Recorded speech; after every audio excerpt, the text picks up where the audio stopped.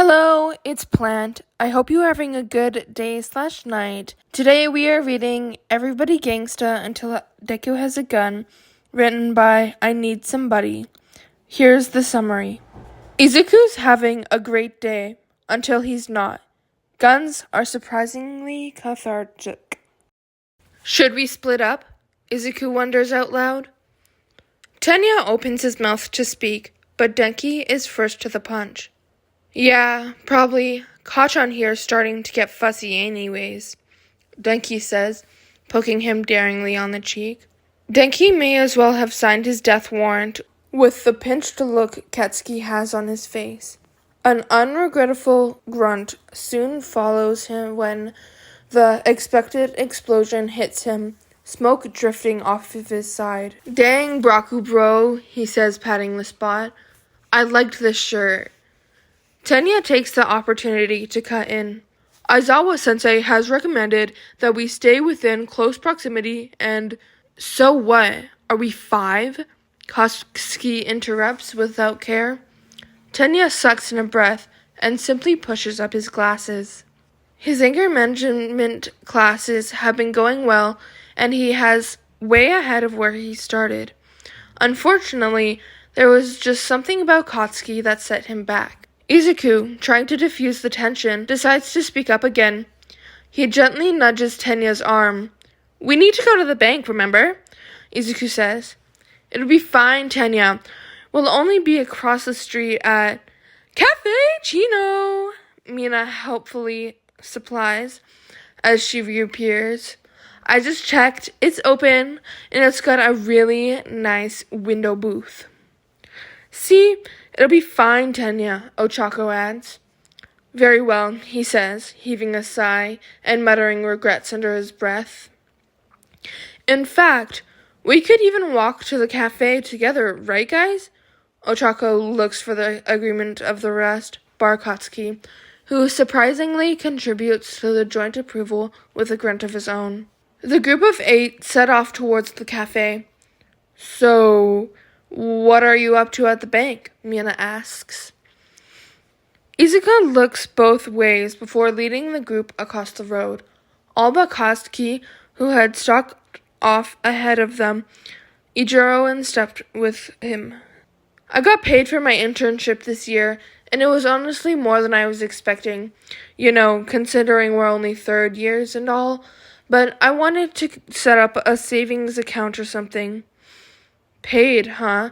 The young woman elbows him playfully, gleefully watching as he began to fluster under her praise. Famous already, hero Deku.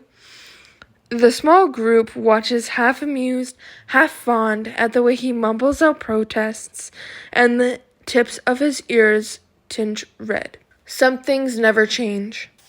Henta addresses the rest of the group this time. Are you guys just going with him? I mean, given the fact he's a trouble magnet, or do you have stuff to do there? I also intend to open a new savings account for the purpose of saving. I already have one, I'm just doing a balance check. Now that you guys mention it, I need to go too, Denki says pensively. Why don't we just meet at the bank after we finish at the cafe, Mina suggests. We don't know how long Izuku's appointment is going to take, so we can just chill at the cafe until then and meet them there. The group contemplates the idea for a moment before nodding in tandem.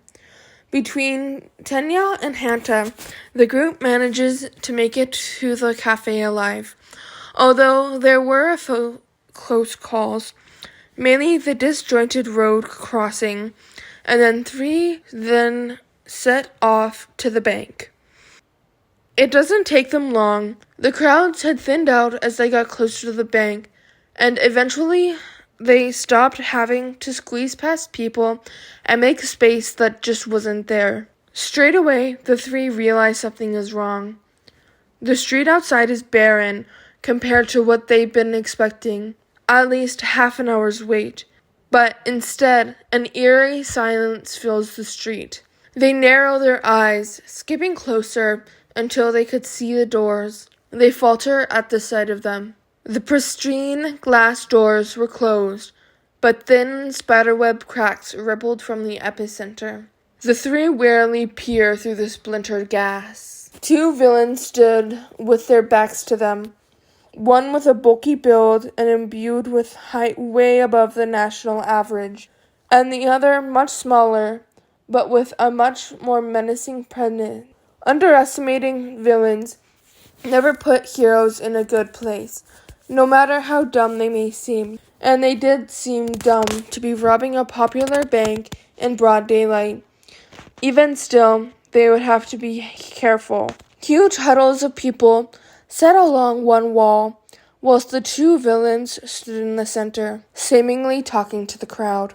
An older man threw his bag to the floor, running at the smaller villain, quirk activated. The three watched frozen, with bated breath, as the man stumbles, his quirk completely cutting out. At that moment, the three thanked and cursed the glass doors because they could see inside, but it also meant the two villains inside wouldn't be able to see them if they looked in their direction. Thankfully, they hadn't looked in their direction yet, but there was no need to test fate. After sneaking around the back of the building, the three began to enter.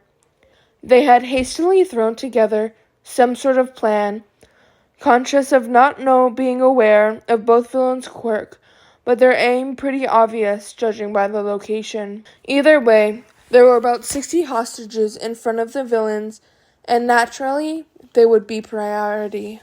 I swear, if you don't move it, Denki, I don't know what you're talking about. Izuru frowns at his friends, sandwiching Mina between them. In hindsight, they probably should have asked for another chair, but the opportunity had passed, and now the little cafe was considerably busier than when they first arrived. Another yelp drew him out of his thoughts, along with Katsuki snapping at the three. Just focus on finishing, asshole. You're the one who needs to go to the bank. The boy protests, pouting since he was the only one scolded. I am! They're distracting me! Izuru groans as the rally almost turns into an argument. He just wants to drink and go to the bank. Where are things going so wrong? Ineedo held out a small bin.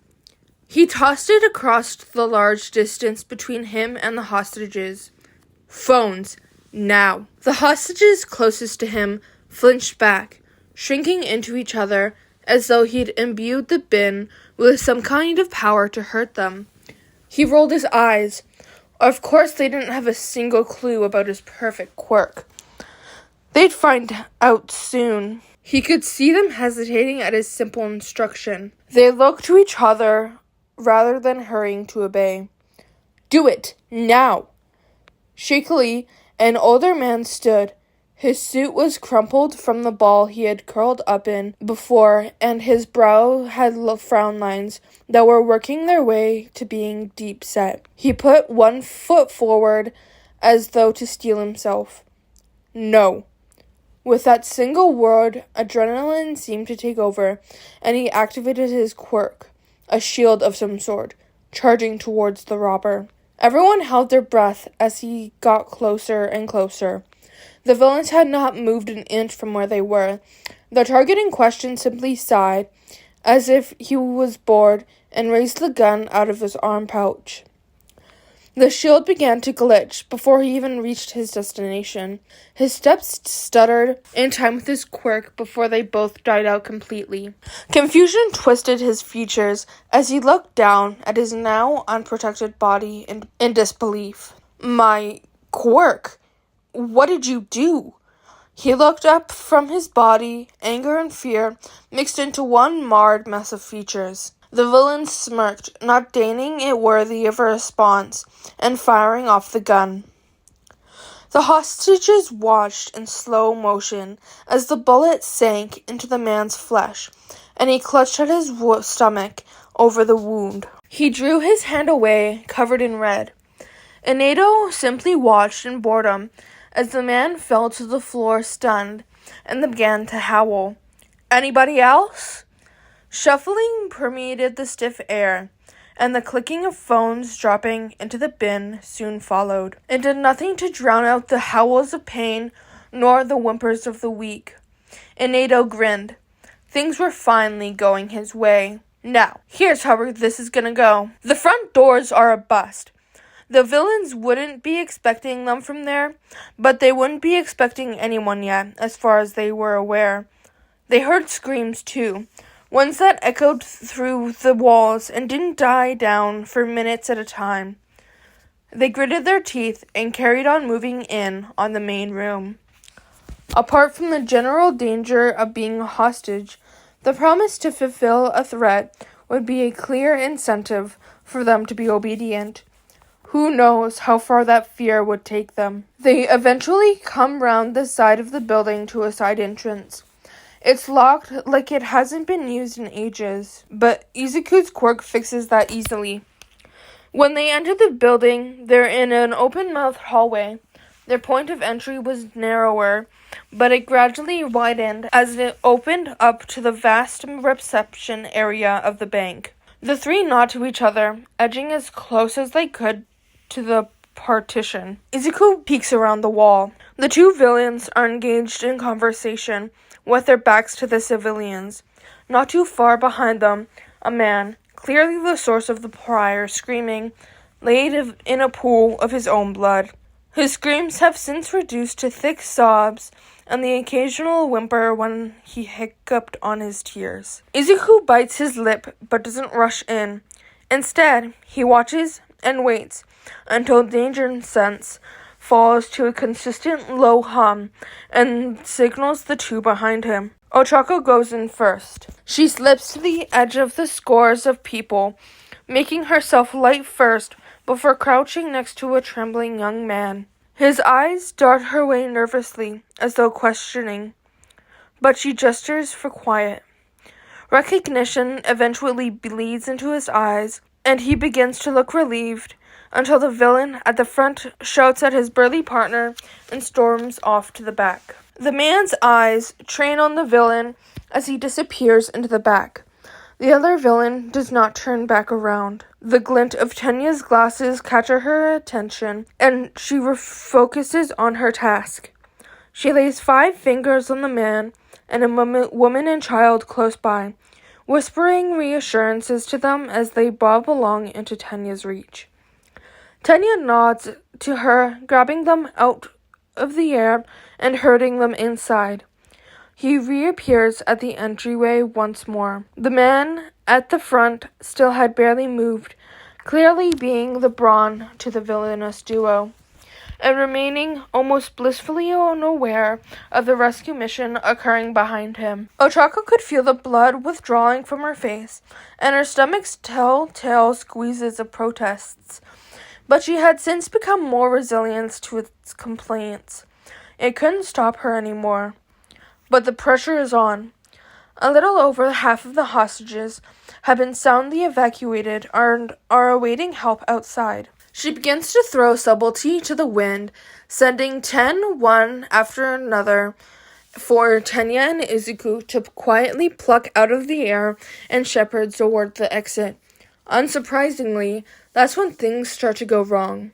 Just as she gets to the last 15 people, she raises a hand to touch a hostage, ready to comfort for the absolute terror she can see on his face. But he's not looking at her, and distantly she realizes the conversation Izuku somehow struck up had tapered off. Instead, he's looking at the mountain of a man that's finally noticed his leverage being stolen. The man looming over her, with his fist coming crashing down. She grimaces. If she moves, the civilian will be injured in her place. She has no choice. It's too late to get them both to safety.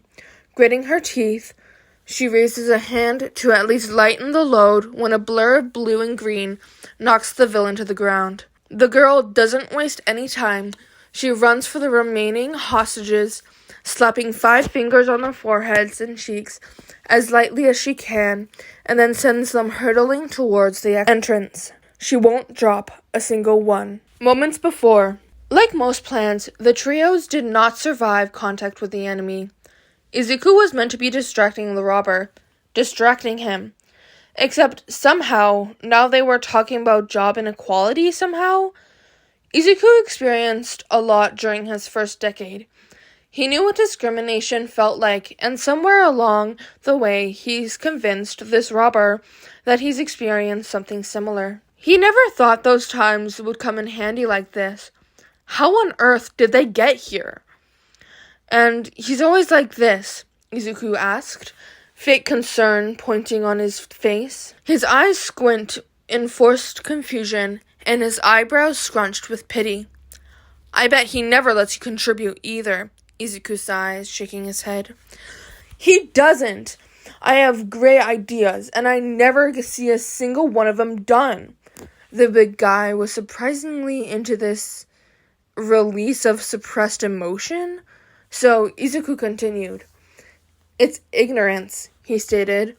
He trains a discreet eye on the robber, Ohaba apparently, and on the hostages he's handling with Black Whip. Well, he's always had a knack for multitasking. You should stop asking questions. Be confident and make him listen to you. You're friends, right? Ahoda nods. Then he should be listening to you, he said, shaking his head again. Know your worth. Ahoda seems to ponder, though not very long, before heartily agreeing with Izuku. Right? He's always ordering me around like I'm some kid or something. We're equals. Maybe he should just drop everything and be a therapist at this point. He cannot believe this is working. He's had quite a few successful clients so far. Kachan, Shodo, Koda. He's on a roll. He'll need their permission first, but some kind of portfolio to prove his success in that line of work would be a great way to start. He's obviously already qualified after all. The man in front of him continued his rant about the inequality of his working relationship. Izuku hummed in the gaps, trying to appear as if he was paying rapt attention. He pushed another group of people towards the entrance. However, all good things must come to an end, and just as the villain came to the end of his rant, a child cried out. In the bleak silence, it sounded like a siren, and it acted like one too, alerting the man of his surroundings again. Izuku frantically tried to regain his attention, offhandedly complaining about how loud children are, but it didn't work. The hulk of the man span around with speed he should in no world possess, and locked eyes with the terrified hostage. He made his way over to Ochako in 2 steps. Izuku's heart snapped like an elastic band in his chest, ricocheting off his ribcage as the villain raised his fist. He acted without thinking, launching himself forward and batting the man's body away from the same time Tenya did, like some kind of parody of the Stain incident. With the threat out of the way, Ochako wasted no time, moving quickly, tapping the remaining hostages, then guiding them outside. The 2 heroes, left with themselves, went to check on the criminal where he had landed across the room. He really looked like he had seen better days. That is, any day before he got hit with that punch-kick combo he quite literally had not seen coming. Of course, the man was out cold. Tenya stared at him. Izuku stared back, hand over his mouth. I swear, I didn't even mean to hit him that hard. Just go find the other villain. Ijiro loves his friends. He really does. But he's finding himself having less and less patience for the territorial fight going on across from him. He's even considering just banging his head on the table, but he needs it for later, so he does what he hasn't yet. He steps in. Quite literally, that is. He shoves a hardened foot in the space between Denki and Mina's legs, startling the both of them. Then pushes Denki off the seat entirely. Mina cheers. Denki whines. Dude, you finished your drink. Didn't you need to go to the bank? He reminded him. About 45 minutes has passed, and Ijiro was ready to stretch his legs already. The boy looked at him confused for a moment before realization hits. Oh, yeah. Man, I knew I was forgetting something. Ijiro slides out from the booth and offers him a hand, dragging him off the floor where he had begun to make himself comfortable. Let's go then. I need to stretch my legs. He raises an eyebrow at Katsuki when he catches him watching the interaction. A silent question. Katsuki slides out of the chair, ignoring the whining of their other friends about quality time, and brushes their clammy hands off of his clothes. See you dumbasses later. He doesn't say anything else, joining the two standing up and falling into step with Ijiro. Denki, however, seemed thrilled to have won something over the other two, and does a little victory cheer before marching out the doors. To the bank! Getting behind the counter is easier than they planned. With the brawn of the duo out for the count, there was no kind of warning for the brains. He simply jumps over the divider, dampening the noise with his shock-absorbent sneakers, and scooting past some of the left-off debris. Already, he could see the absolute mess that had been made. Papers had been trampled underfoot, and receipts discarded.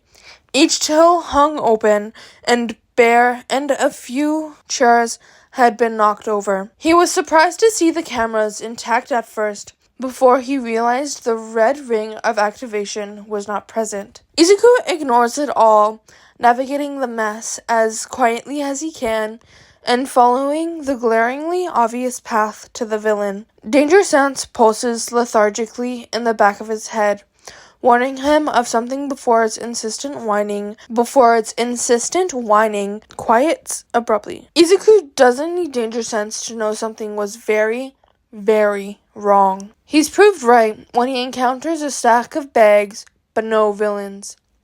It's only instinct that has him leaping to the side. He finds himself feeling very grateful for the quirkless sparring lessons they had done just a few days back. A man crashes down onto the space he'd just been in. He was fairly short, though still taller than Izuku, and had scraggly black bangs that hid one of his eyes. The man looked arrogant personified, with his slow gait and confidence relying on one eye. Izuku thinks this despite knowing Katsuki, because, of course, arrogance and confidence are only separate by one thing. Some stupid hero brat, the man before him drawls. Competence. Izu doesn't relax, pulling on his quirk, just to find it does not activate.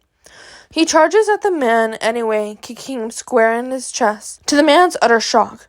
Which, fair, people probably didn't keep charging without their quirks functioning. I can work with this, he thinks. I did it for 10 years after all. The man's quirk is clearly some sort of canceling that only seems to work in a 10-meter radius around him. It explains why danger sense was lagging long before he got into the back end of the bank, and why it snaps back into place as soon as he gets distance between them. He still has his natural strength though, and he's sure if he's far enough he can get the drop on the villain from above. He backs out of the man's range, letting green crackle all over his skin to double check, and then powers up his quirk, lightning sparking over his body and spreading like a wildfire.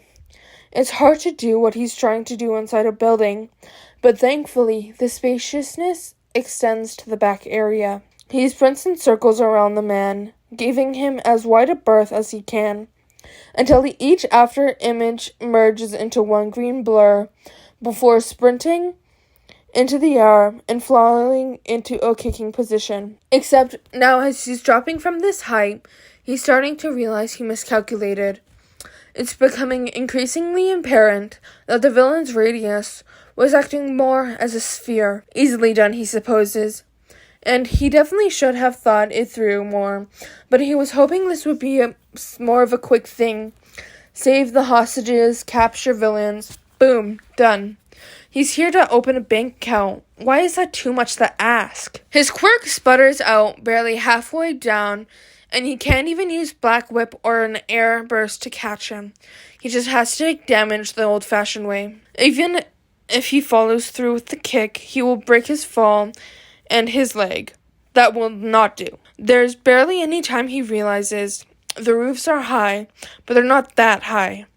He needs to make a decision, one that preferably does not end up with him immobile at the mercy of some megalomaniac. In a split-second decision, he tucks and curls into himself, falling into a roll instead of splattering against the villain or the ground. Naturally, the villain dodges, giving Izuku the chance to put more space between them. However, as he gets to his feet, he finds himself up close and personal, not only with the villain, but with the smoky muzzle of a sleek black gun. He gulps. Damn. Their journey to the bank is dragging on and on. They waited so long to go, partly because they were trying to avoid the rush, but their sacrifice was clearly pointless. Swarms of people fill the streets, rushing this way and that, but the most insistent pull was towards the bank, annoyingly. So it's not as though they could even pass one line of people and be done with it. No, they were stuck behind a barricaded people, possibly up until they arrive. God knows how long they'd be waiting now. At one point, they simply stopped putting in as much effort, letting the crowd draw them along with it in the general direction everyone seemed to be going, end up making things faster or slower either way. What did you do to me? Izuku swallows dryly. You can't really help it. The man doesn't seem like a hardened killer, but all the situation needs is a little panic. Not to mention, not killing him does not equal not shooting him. They'd come across the guy who'd been shot. He'd had to be evacuated fairly quickly, so it was clearly not a bluff. He'd just get him talking. My quirk, you mean? The man grins like he's so proud, like he's waiting for Izuku to ask another question so he can boast about it. The arrogance was going to be the end of him. Yes, it's incredible. How did you do it? He doesn't even need to fake this part. The man huffs, seemingly amused with the attention. Since you've asked so politely, it's called level. It makes people like you powerless, and me the best. Middle school Kotsky much. What the heck? Maybe there's an event. As they predicted, the throng of people they'd been stuck behind were also headed for the bank, and upon arrival, had formed an insufferably thick curve around the building. Not an impenetrable one, though, and as soon proved by Kotsky's shoving and screaming. Beyond the barricade, they found about 5 ambulances and 2 of their friends, who are, from this distance, decidedly intact. They don't see Izuku. Izuku wipes the lingering touch of nosy strangers off his skin and marches over there full steam ahead, ignoring anyone trying to stop him with a flash of his shiny new hero license. When they finally got past all the civilians in shock blankets, Ochako crouched down, speaking in hushed tones to a victim, and Tenya is talking to a paramedic. Izuro is reluctant to disturb either of them. Katsuki doesn't seem to have this problem. He walks up to Tenya and interrupts whatever conversation is going on with blatant disregard. Where's the nerd? He says, surprisingly calm. Over the years, he has gained some sort of tact. Still, even without the tact, he's always been in possession of the same sharp, assessing eyes. Though, smart or not, his grumpiness remains. Ichiro keeps one hand poised just in case he ends up having to grab him. Tenya doesn't bother looking over, excusing himself from the paramedic after asking them to contact the police in his stead. Once he's done, he turns to address their little trio. He's inside. Doing? Comes the frustrated prompt. Taking care of the remaining villain. Ochako and I will be returning to assist him. No need. He cuts off Tenya easily. It makes him bristle slightly. Hey, Denki. The 2 are on his heels without a word, clearly seeing no reason to stop them, and also glad Izuku would be getting back up. He shouts after them. Use the side entrance and enter with caution. They enter through the side door, one that had fallen out of use once the renovations had been completed. The door had been locked for good after people started remembering there was a shiny new entrance awaiting them. Said lock was in pieces on the floor, crushed like it had been in a garbage disposal, and then spat right back out just to go through it all again. That was Deku. I'm checking ahead. Stay here in case they try to escape. He cracks his knuckles. Not like they'll be getting past me anyways. Roger that, Denki says, trying to lighten the tense mood. It did make more sense for them to stay behind. If the villains did try to escape, they'd be hit with a brick wall and a taser, with a charge so high, it'd be a while till they were walking again. Katsuki walks on ahead, nodding to the two, and still trying to take caution. At the very least, there appears to be nobody in the hallways stemming from the door. When he enters the main atrium, he sees the usual setup for this kind of offense. Splintered glass, scattered papers, and a smeared stain of blood on the floor, half dried. He walks further in and comes across a bin full of phones. He almost startles when he sees an unconscious, probably, villain. The man is not awake, but he at least seems to be breathing okay. That was also Deku then. Speaking of, he can hear the lull of conversation drifting out from behind the counter. He immediately recognizes the voice as Deku, and starts to make a beeline over as quickly as possible, without alerting the whole street of his presence. He can't believe that idiot is having a leisurely conversation at a time such as this. It's probably one of those, please don't do this, ones too. God, he's so dumb. Katsuki's annoyed, sure, but he's not going in there guns blazing until he knows what's going on. He strains a bit as he tries to fully make sense of the words he can hear. Eventually he catches the tail end of a sentence. Under my feet. It allows me to precedence all over, as it should. Wow, that's incredible. How is it triggered? Has it always been this powerful? It couldn't have been easy being that great. Katsuki's face sours. Not at the words, but at the tones beneath them. Deku's excited about learning a new quirk.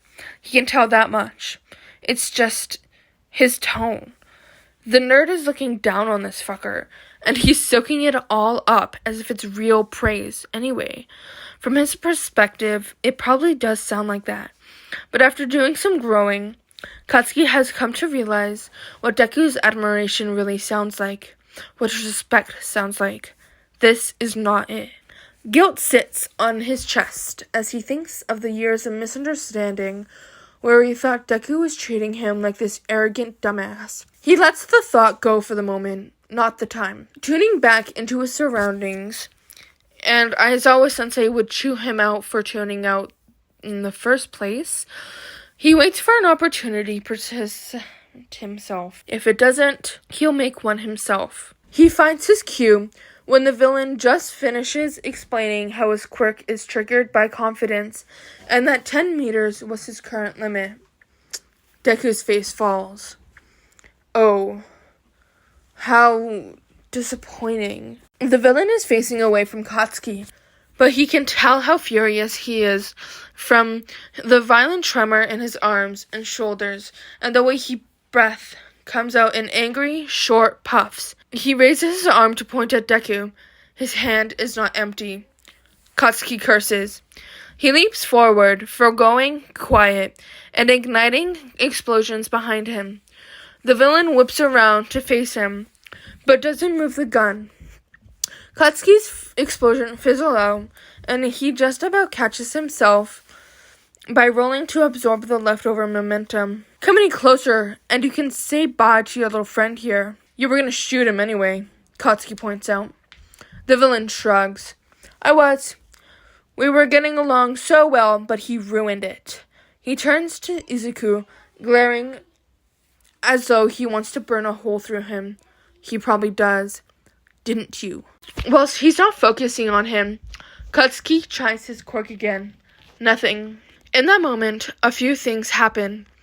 The unconscious, maybe dead villain from earlier joins them in the back, storming in, screaming his head off, and calling out to his boss. Something about hostages, and there's the confirmation to the link Katsuki made earlier. The main villain takes his eyes off Izuku for a split second as he begins to snap at his partner/lackey. Big mistake.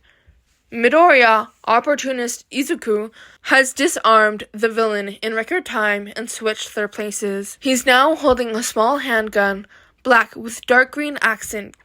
He stood with his feet spread up shoulder-width apart and a posture so sturdy that it could spell disaster for anything that dared contend with him. Despite this, the only thing Katsuki can really focus on is the gun. That is not the villain's gun. Whose is that? He knows, really. No, Izuku's posture is too practiced. Knows the gun is too comfortable in his hand. Not to mention knowing how to disarm someone and apparently being allowed to carry a firearm about with him while he's off duty. Tell Ahoda to stand down. Katsuki watches the man go through all 5 stages of grief before he bites out the order. Stand down. The man, Ahoda, grumbles at the order, but ultimately nods and stays where he is. Now. Complete authority laces Izuku's tone, and the whole room waits with bated breath for his next words. Here's how things are gonna go. Katsuki gapes, mouth open and all. For a second, even he found himself waiting for Deku's next word. Drawn into the stupor, the undoubtable confidence in his voice exuded. But the big guy isn't as dumb as he looks. Or maybe he is choosing to antagonize a confident Deku.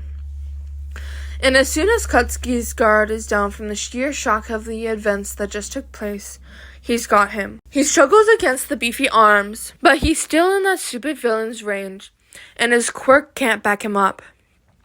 He claws at the man's skin regardless, trying to hook his nails in anywhere and get a grip, but they keep slipping, the sweat from his palms tripping him up. Distantly, he can hear Deku shouting at the villain to tell his lackey to let him go, and he can see the smug bastard smirk at him before saying it's out of his control. He feels like he's been thrown into the sea with a ton of rocks tied to his neck. He's fighting, but the weight difference is making it near impossible, and the longer it goes on, the harder it gets. I'll stop him myself then. Somewhere before the oxygen deprivation, the sound of a gun being cocked takes priority. He finds his body trying to force himself to be alert, despite the pressure he's already under. But he's struggling to keep up with much more than the need to free himself. He hears a gunshot, and all of a sudden, it stops. Ahado lets go, snapping down to clutch at his leg, and almost headbutting Katsuki in his efforts. Katsuki takes the opening and scrambles away, taking cover behind a desk to regain his breath. He rubs at his neck as he wheezes, trying to amend the oxygen deprivation that was for sure going to bruise. Still slightly dizzy, he looks at the villain's hands to see them still empty. He blinks. That couldn't be right. He was trying to shoot Katsuki, but he missed, right? It had to have been the villain that just shot the gun. The only other option would be no. He's almost afraid to look at Izuku. He doesn't want to know the answer to his question. He can't even begin to reconcile the image of the nerd he has with whoever is standing before him today. It's too much. He finally looks up and finds the possibility he feared the most. Izuku is standing there with a disgustingly polite smile on his face. The gun in his hand is smoking. Katsuki is going to have a breakdown. He shakes his head of thoughts and the dreaded image of Deku, and gathers himself together briefly. He stands up, angrier than ever, and knocks the villain out. Izuku grins. As I was saying, we are going to go outside together, and you are going to turn yourself in. Clear? Katsuki has been gone a while now, and there have been absolutely no signs of fleeing villains. It should be safe to move in by now. They've been stuck here, drilling holes into the walls with their eyes, and waiting for any signs of movement. A gunshot echoes through the hallway, and they scramble away from the walls. They should have went to help earlier. They can only hope that nobody was truly hurt beyond help. They make their way quickly down the hallway to check. They hear movements and pause. This could be a fleeing villain. They duck behind a curve in the hallway, best they can, and listen for more. A man enters the hallway. The two tense up, ready for a fight.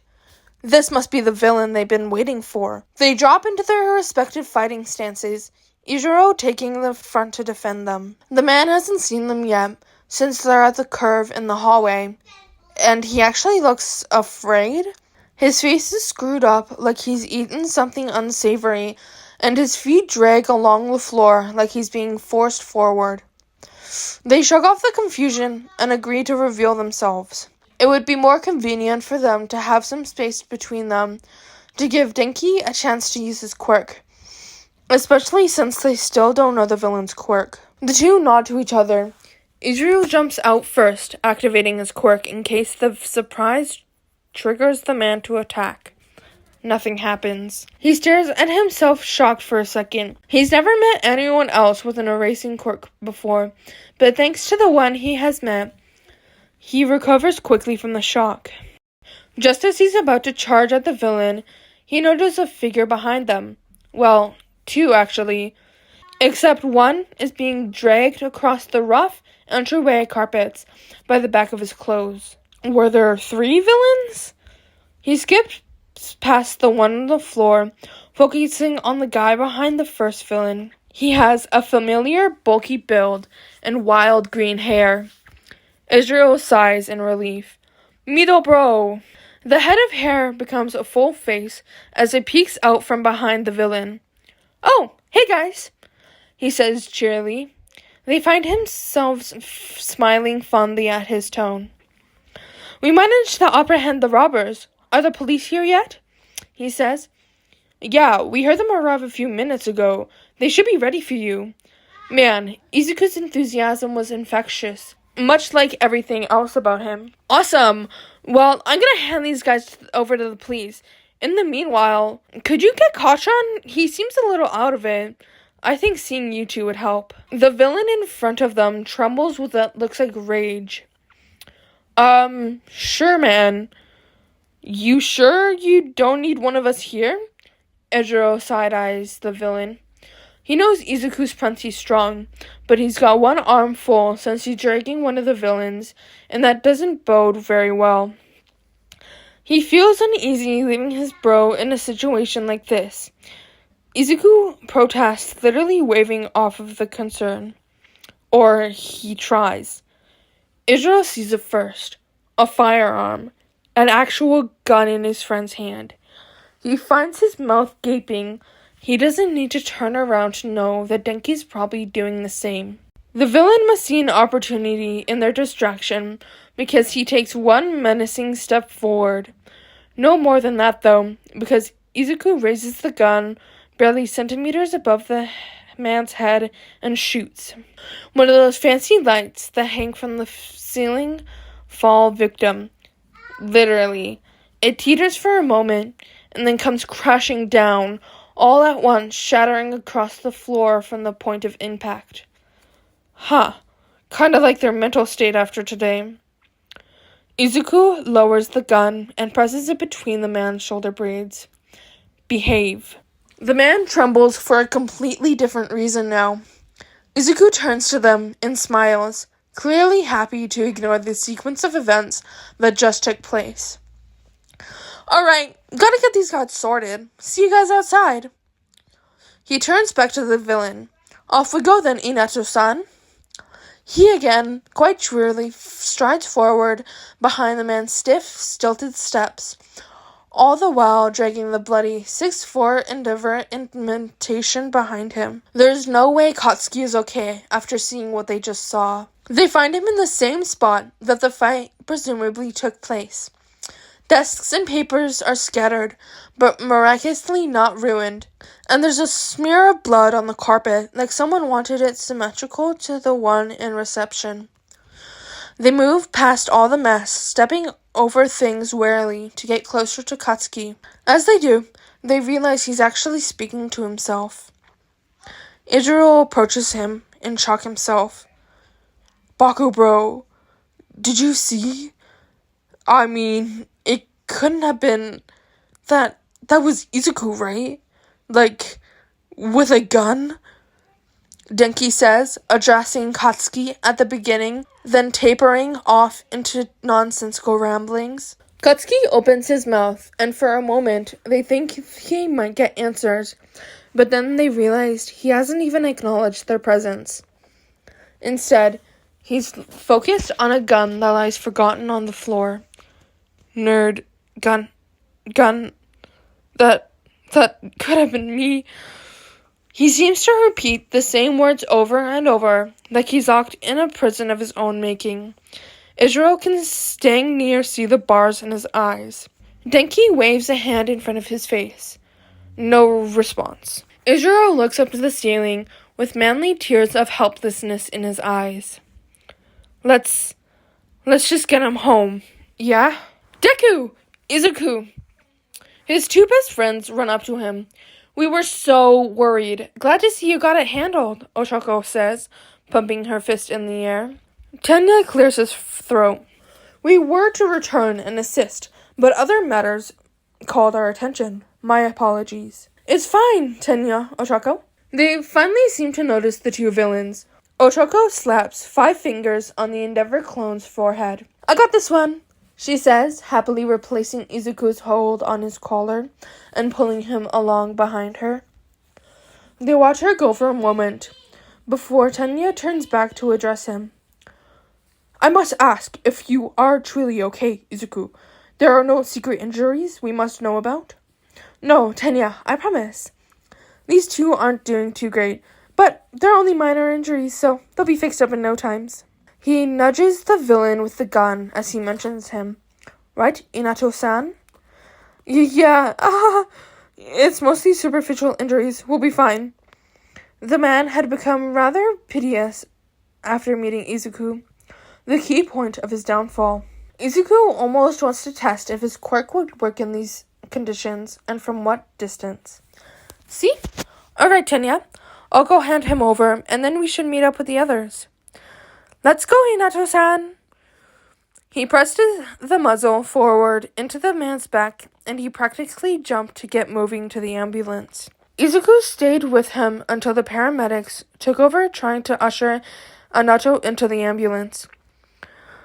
Be good, Inato-san, the cheer in his voice flattened. I'd hate to deal with you if you hurt any of these nice people, understood? The man almost squeaked, and if Izuku hadn't crushed his pride, it probably would have been the last straw. Understood, he manages to reply. Great, bye-bye then.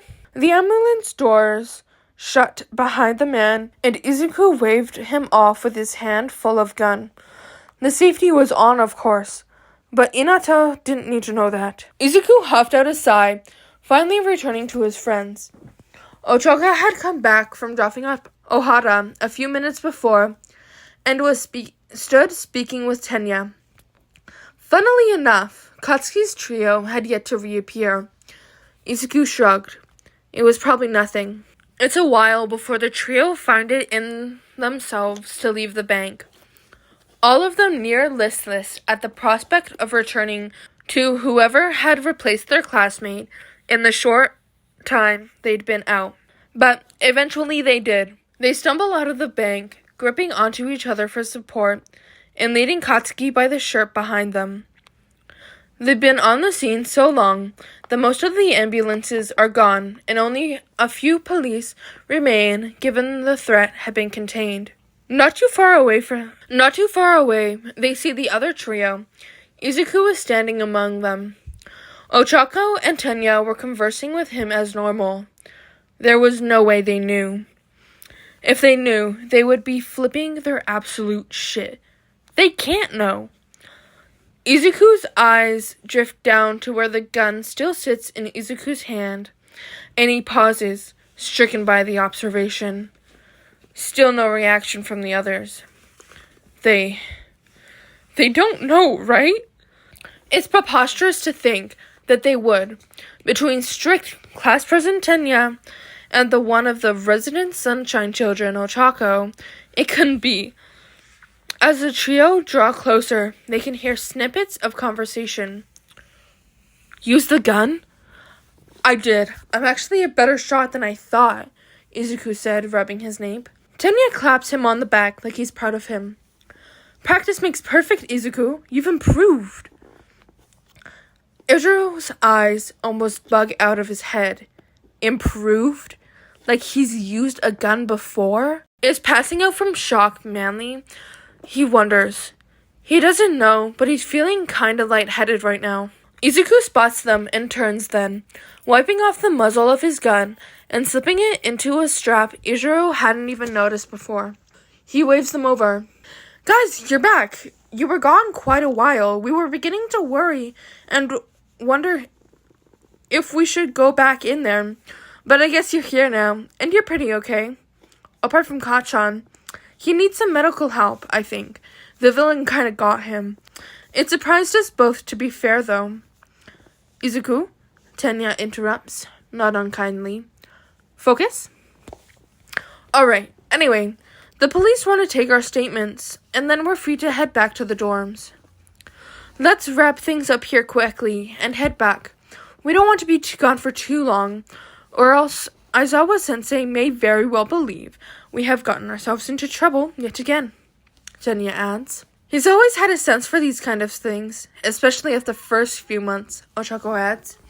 Izuku and her laugh together for a moment, then begin recounting memories Izuku had no knowledge of. You're so right. Remember last time with the hostage incident? The one at the ice cream stand? That was crazy. He lets a full-body laugh seize him from his shoulders to his stomach. I can't believe we managed to escape before he realized we were part of it. They all laughed, even Tenya joining in, before he straightens up, redirecting their attention to their statements. The dazed trio simply stands there, watching the other three go. Izuku looks down at his hands. It's trembling.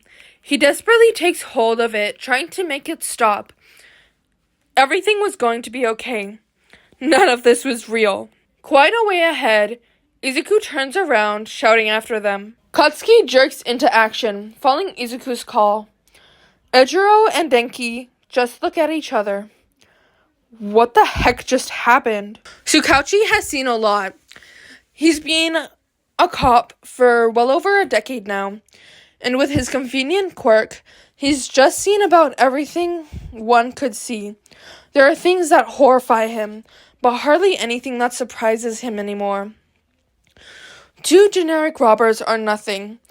They're brought in quietly and without much fuss, so he's pretty much ready to run this through on autopilot. He knows it's going to be shoved off onto him anyway. Tsukauchi, as he predicted. Got it. He grits his teeth together, his smile so fake it feels like plastic stretching across his face. He leads the 2 men into a larger questioning room. Both of them seem quite subdued, and he couldn't be bothered to split them up in the end. So instead, he sits in between them at the head of the table.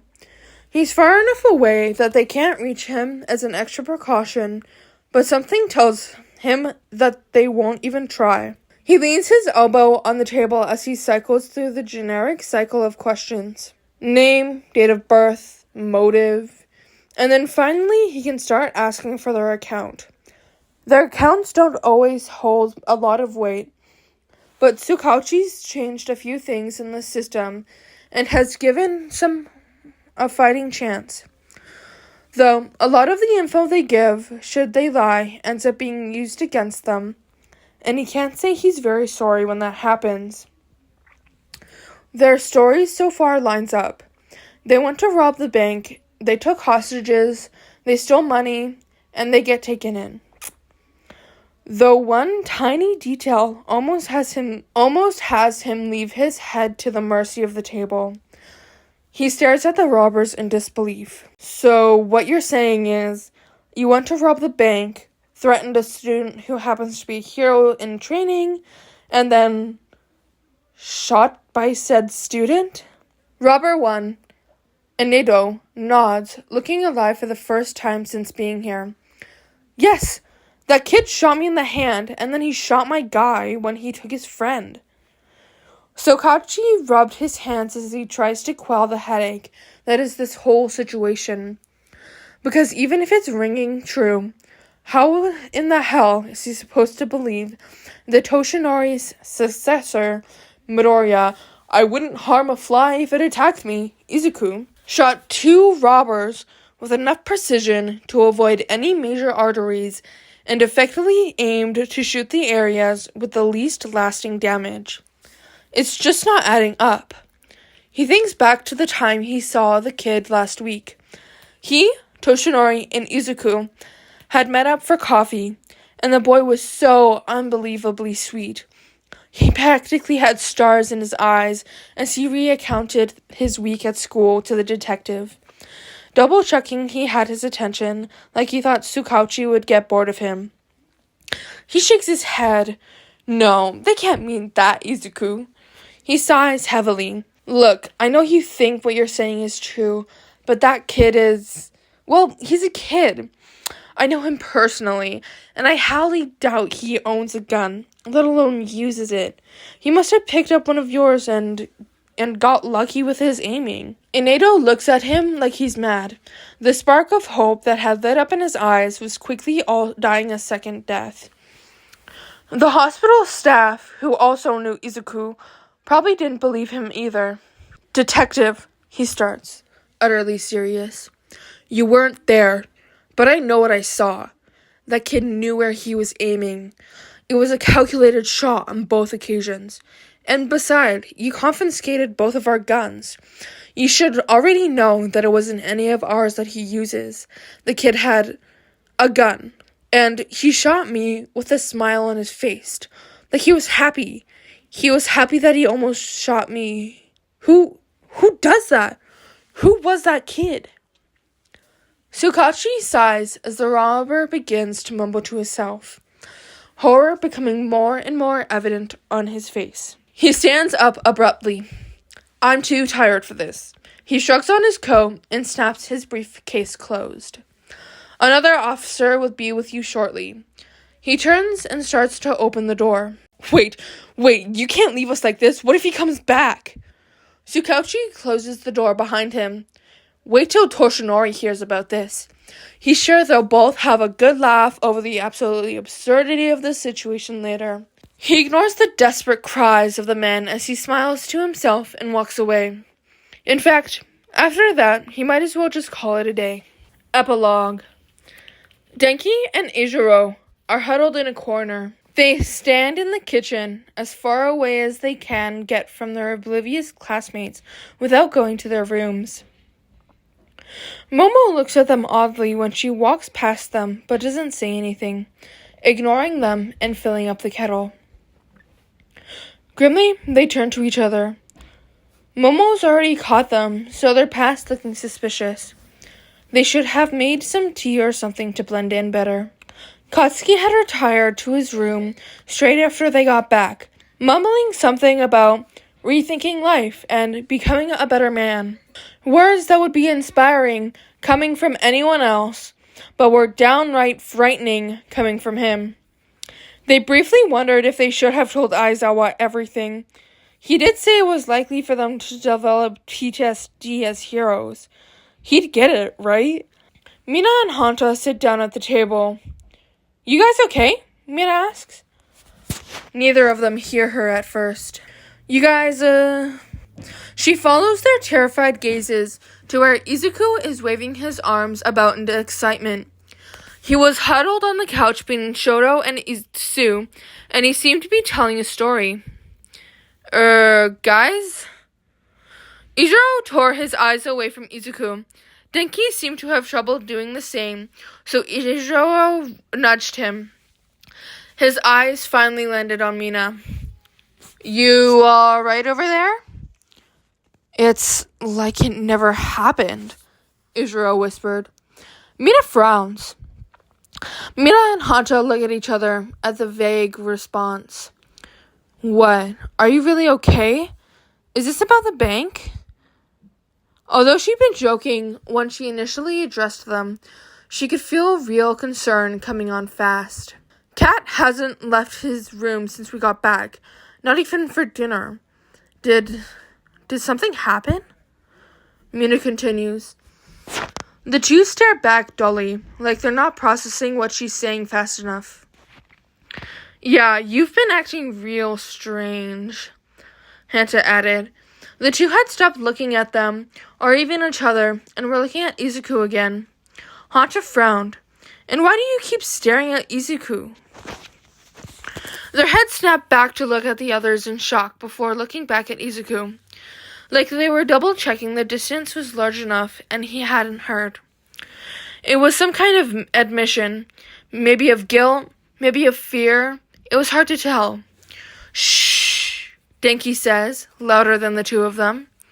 At the same time, Ijiro barely whispers, "He might hear you." Mina and Hanta look at each other confused. Who? Izuku? Yes, him. Quiet down before we get his attention, Ijiro says, and he whispers, shouting so aggressively that he's damn near hissing at this point. Mina raises an eyebrow. Alright, out with it. What happened at the bank? And what has it got to do with Izuku? Mina's seriously trying to get to the bottom of the problem now, but she's interrupted when Rikudo enters the kitchen.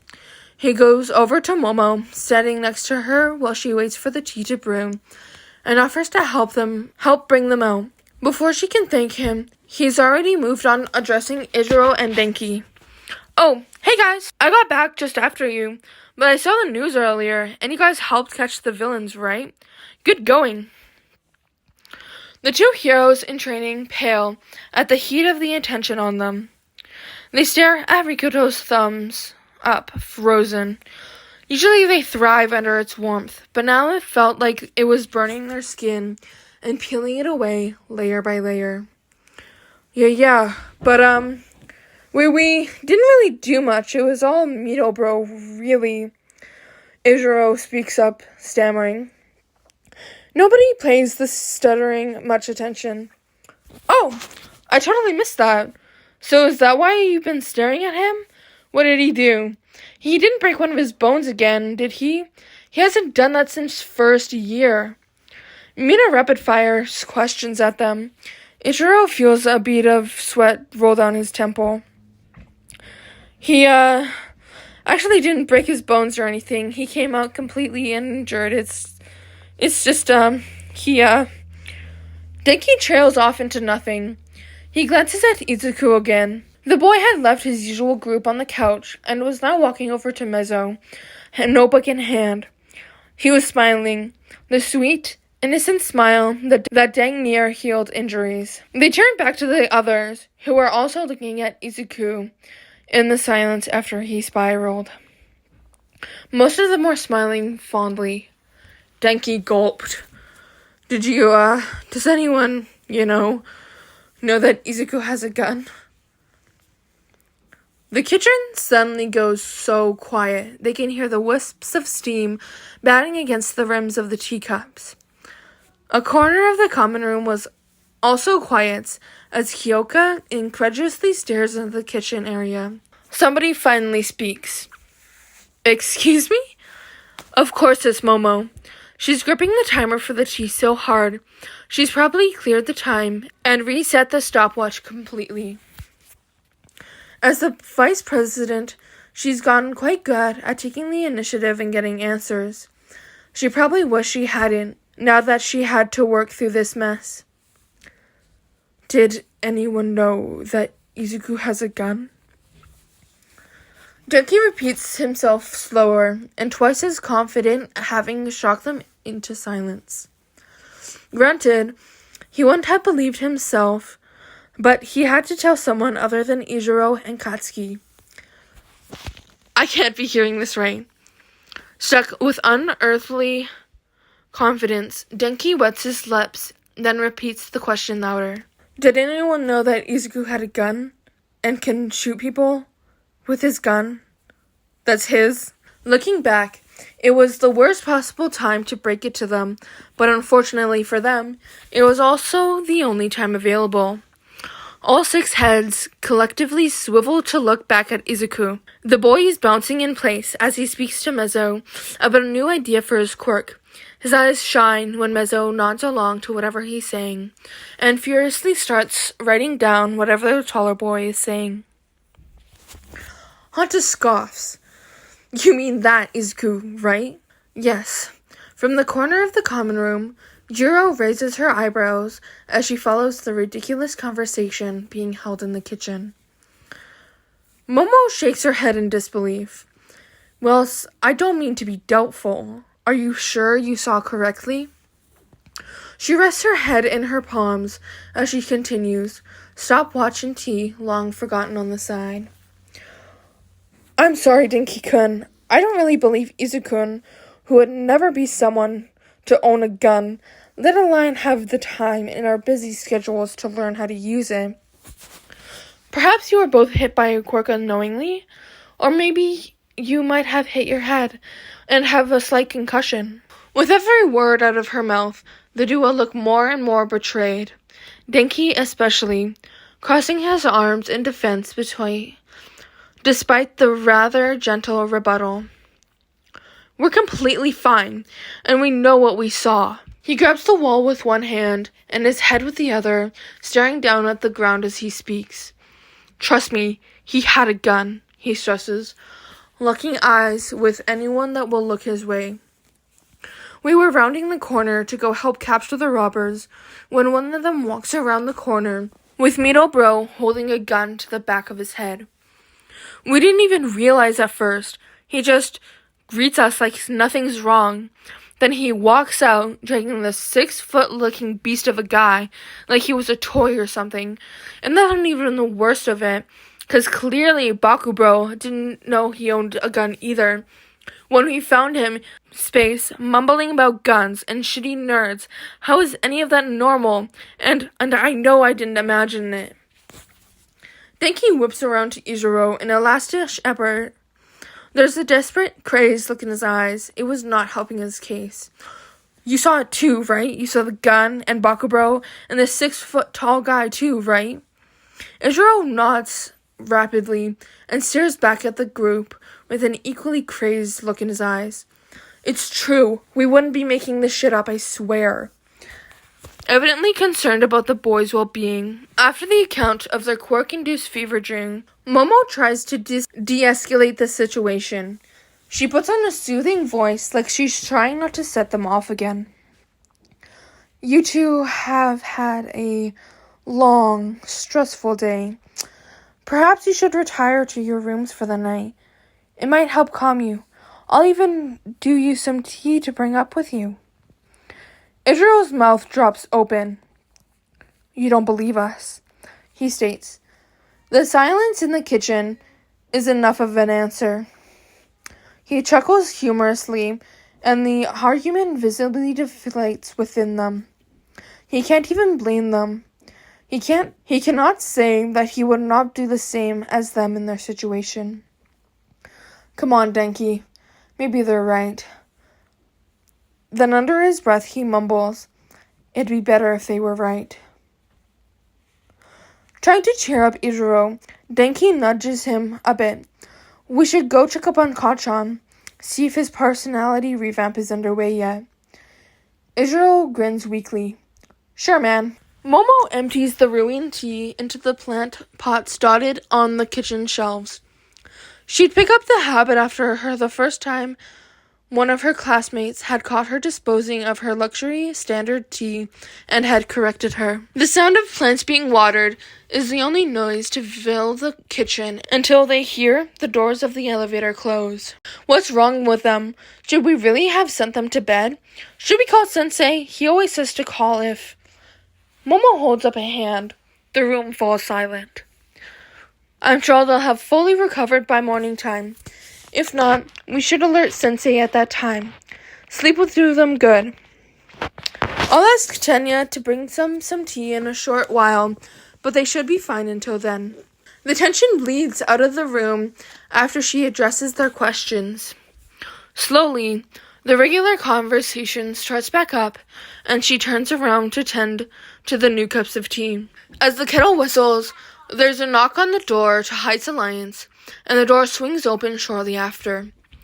The person, one of their teachers, almost passes by the kitchen before noticing some of the kids inside. Hi, kids. The conversation in the kitchen ceases again as they wait to hear what's going on. Hi, Snipe Sensei. Can we help with anything? Momo asks. He scratches at his chin as he looks around, distracted. Just wondering where the little sharpshooter is. Who? Momo doesn't get to finish. Snipes strides into the common room area with a, "There he is." Momo gets a faint sinking feeling in her stomach. It's not butterflies. Not even her expensive tea is going to save her from the revelation she dreads she is about to witness. Against her wishes, he walks right up to Izuku and Mezu, apologizing for the intrusion before engaging in a quick conversation with Izuku. His voice projects off the walls, around the common room, and into the kitchen. Not because he's being particularly loud per se, but because 1A had become particularly quiet. Momo begins to feel regret when the bank incident from today is mentioned, but it's what comes after that is truly the last straw. "Do you want more lessons from me, sharpshooter? Not to say I didn't hear you did a great job already." The detective was beside himself. Any attempts to keep up the fake Lolo conversation dies. They all watch, not even bothering to hide it anymore, as the two set a day and time, and Snipe leaves shortly after. He's clearly confused at all the eyes on them, but he waves by rather happily anyway. He's got a pip in his step, just like he had the past few weeks. Just when Izuku had been disappearing for training in the early evenings, realization dawns on them. How on earth did they miss this? Guys? Izuku starts. No one had moved since Snipe left, turning their wide eyes on him all at once. He began to fidget. All hell breaks loose.